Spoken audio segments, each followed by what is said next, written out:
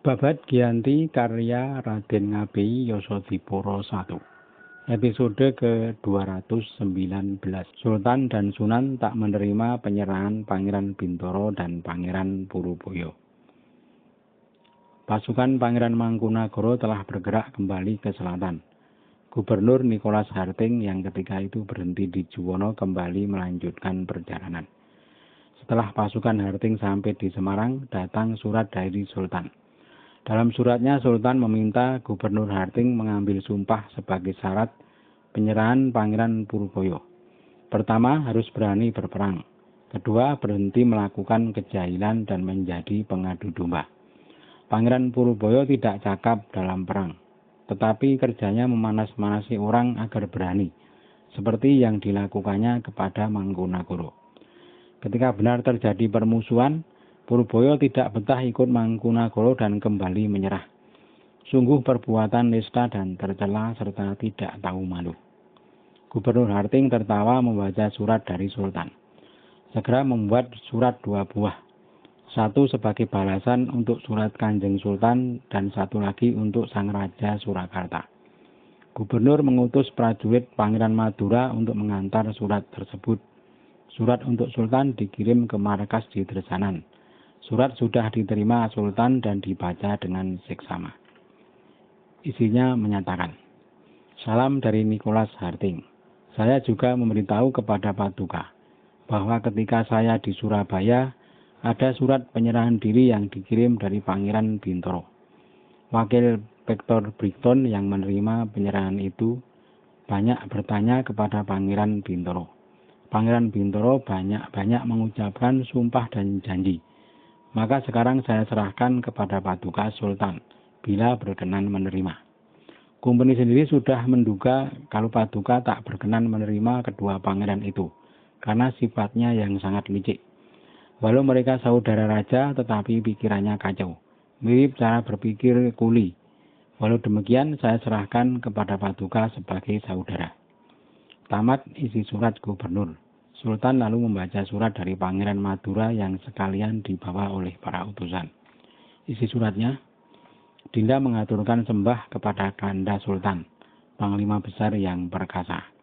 Kanda Sultan telah mengirim surat kepada saya dan sudah saya baca. Beserta surat Kanda kirimkan burung gemak aduan sejumlah 6 ekor dengan 2 gemak unggulan bernama Welang dan Balut.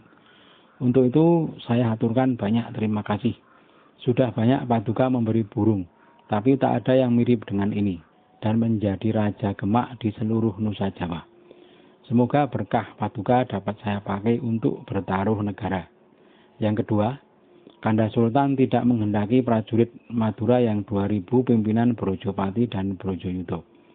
Mereka Paduka tolak dan Paduka perintahkan untuk diganti dengan prajurit yang berasal dari kerabat saya.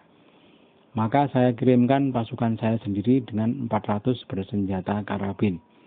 Pasukan itu di bawah pimpinan keponakan saya sendiri, Raden Panji Kartoyudo. Juga saya kirimkan 600 senjata tombak di bawah pimpinan Raden Panji Kartosari. 1000 prajurit tersebut terdiri dari kerabat dan para lurah serta begal. Mereka prajurit pilihan yang bisa menghadapi 4000 prajurit musuh. Juga 1000 prajurit di bawah pimpinan Tegal Alap-Alap dan Alas Angun-Angun. Saya serahkan hidup mati mereka kepada Paduka. Kalau sampai mereka kalah, pasti malu pulang ke Madura. Kalau nekat pulang, saya hukum mati sekalian. Dan juga saya kirimkan 20 senjata karabin halus. Tamat isi surat Pangeran Madura. Sangat suka Kanjeng Sultan mengetahui kesanggupan Panembahan Madura yang mengirim 2000 prajurit sebagai pengganti prajurit Madura pimpinan Brojayuda yang rusuh. Pasukan Madura yang baru akan mengisi loji Tapelan, dan pasukan Brojayuda dikirim pulang ke Madura. Sementara itu surat yang dikirim untuk Sang Raja Surakarta juga sudah sampai.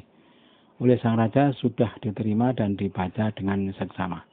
Isi suratnya sebagai berikut. Salam dari Gubernur Semarang untuk Paduka Sang Raja Surakarta. Saya ketika di Surabaya mendapati Paman Paduka Pangeran Adipati Bintoro yang menyatakan menyerah. Sebab selalu dikejar pasukan Sampang dan Madura akibat tidak tunduk kepada keraton lagi. Setelah mengungsi dari rawa ke pesisir selatan, lalu menyerah dan sekarang saya serahkan kepada sang raja. Bersamaan waktunya, Paman Paduka Pangeran Puruboyo juga menyerah di Gunung Gamping. Datang ke markas Kumpeni dalam keadaan mengenaskan. Tidak punya pasukan lagi. Hanya 4 orang pembantunya. Paman Paduka Sultan tidak berkenan menerima kalau masih berwatak seperti dulu, penakut dan suka membuat ribut. Paman Paduka Sultan menyuruh saya untuk mengambil sumpah Pangeran Puruboyo. Tetapi saya tidak sanggup, maka sekarang saya serahkan kepada Paduka. Yang kedua, kakak Paduka Panembahan Madura mengirim bakal ukiran untuk warongko keris Coro Balen 3 buah. Ketiganya hampir hilang di jalan ketika saya pulang dari Surabaya. Di Juwono mendengar ada kehebohan datangnya pasukan Mangkunagara ke Demak. Beruntung dapat diusir oleh pasukan Sultan sehingga menyingkir. Sudah tamat surat dari Gubernur Semarang. Sang Raja lalu membaca surat dari Panembahan Madura. Isi suratnya adalah, Kakanda Adipati Madura mengirim salam untuk Dinda Raja di Surakarta. Bersama surat ini, saya kirimkan bakal ukiran warongko keris Coro Balen sejumlah 3 buah. Saya minta kepada Gubernur Semarang untuk mengaturkan kepada sang raja. Yang kedua, saya kirimkan tombak dapur parampukan 300 buah karya seorang empu bernama Baru Rambat. Juga saya kirimkan tombak dapur Bung Ampel sejumlah 200 bilah. Kedua jenis tombak itu sangat ampuh. Yang ketiga, perjalanan Putra Paduka Kartosari dan Kartoyudo dengan 2000 prajurit atas perintah Paman Paduka Kanjeng Sultan Giyanti yang akan diadu perang melawan Mangkunagara. Saya sertakan prajurit Usar sejumlah 400 dan 600 prajurit tombak dari kerabat saya sendiri. Permintaan saya agar si Kartosari dan Kartoyudo dipanggil untuk diberi pelajaran dalam tata krama, agar kalau bertemu Sultan tidak membuat malu saya, dan juga agar tidak berperilaku kurang ajar dalam pergaulan. Tamat surat dari Panembahan Madura. Kedua surat segera dibalas. Bersamaan waktunya surat kepada Sultan juga telah mendapat balasan. Utusan segera kembali ke Semarang dan mengaturkan surat balasan kepada Gubernur. Gubernur membaca terlebih dahulu surat dari Sang Raja Surakarta. Isinya sebagai berikut. Perkara penyerahan 2 pangeran saya tidak sanggup menerima. Barangkali Paman Sultan berkenan. Karena sebagai orang muda saya susah jika ketempatan kedua paman pangeran tersebut. Namun bila gubernur memaksa, saya punya syarat sebelumnya. Yakni nama Pangeran Adipati dihilangkan dulu. Jika masih bernama Adipati Buminoto, maka sawahnya 2.400. Kalau masih mau mengabdi kepadaku, akan saya pensiunkan dan saya beri sawah 100 saja. Adapun Pangeran Puruboyo, saya pun tak sanggup menerima. Sedang Paman Sultan yang lebih tua pun kerepotan ketepatan sang adik, karena sangat culas hatinya. Tamat isi surat sang raja. Gubernur segera membaca surat dari Sultan. Isinya kurang lebih sama. Perkara penyerahan 2 pangeran, Dinda Bintoro dan Dinda Puruboyo, Gubernur menyerahkan kepada saya. Melalui surat ini saya menyatakan tidak bersedia menerima keduanya. Jika Gubernur memaksa, maka saya bersedia dengan syarat Dinda Bintoro akan saya tempatkan sebagai penabuh tambur untuk prajurit Nirboyo. Adapun Dinda Puruboyo akan saya tempatkan sebagai mudin. Keduanya saya berikan sawah 25 saja, tidak lebih. Kalau keduanya masih pangeran, akan membuat susah banyak orang. Saya harap keduanya berhenti jadi setan di tanah Jawa. Tamat surat dari Sultan. Gubernur menggelengkan kepala. Surat segera ditindaklanjuti oleh Gubernur. Utusan Gubernur segera dikirim ke Madura. Sementara itu di markas Dresanan, Sultan menyuruh Kapten Market kembali ke markas Gunung Gamping. Sang putra Pangeran Adipati disuruh ikut serta berjaga di markas Gunung Gamping dan berangkat bersama Kapten Market. Kepada Pangeran Puruboyo di Gunung Gamping, Kapten Market diperintahkan agar menyampaikan perintah dengan baik kepada sang pangeran. Pasukan Kapten Market berangkat diiringi 4 bupati, serdadu Dragonder sejumlah 120 dan 150 serdadu darat. pasukan Bugis Bali Sumbawa sejumlah 300. Total jumlah pasukan jika digabung dengan pasukan 4 bupati menjadi 2.800 prajurit. Sesampai di Gunung Gamping, Pangeran Puruboyo dipanggil oleh Kapten Market. Kapten Market mengajak Pangeran Puruboyo bicara 4 mata di kantornya. Kapten Market berkata, "Pangeran, saya berterus terang kepada Tuan. Ketika saya menemui kakak Tuan Kanjeng Sultan, saat itu Sultan baru saja menerima surat dari gubernur yang memberitahukan bahwa kakak Tuan Pangeran Bintoro juga menyerah di Surabaya.